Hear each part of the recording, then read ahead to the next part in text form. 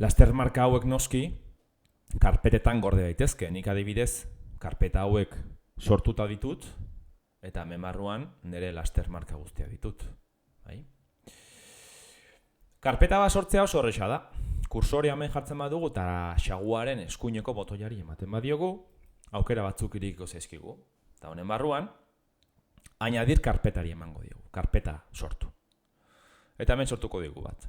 Eta gainera ematen digu aukera, nahi dugun tokian txertatzeko. Guk oraingoz sortu egingo dugu bakarrik. Eta dituko diogu lastermarkak.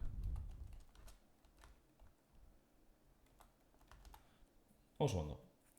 Behin sortuta daukagula noski, hau ere mugitu egin dezakegu, eta ona horbilduko dut adibidez, lastermarka hauek. Era berean, nik honen barruan beste karpeta bat txertatu nahi badut, prozesu berdina jarraitu dezaket. Eskuineko botoiari eman, añadir karpeta eta deituko diogu euskara.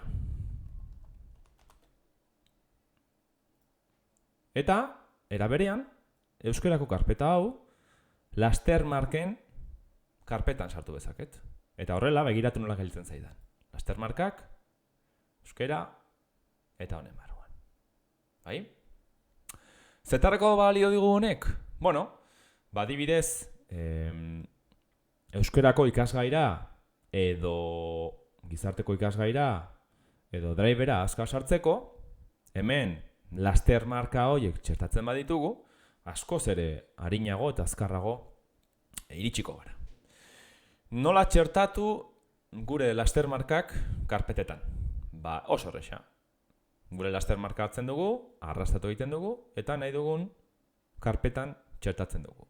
Kasu honetan hemen, eta hau ere toki berdinean. Eta orain, sartzen naizen bakoitzean, lastermarkak hemen izango ditut txukun-txukun, azkar iritsi ahal izateko.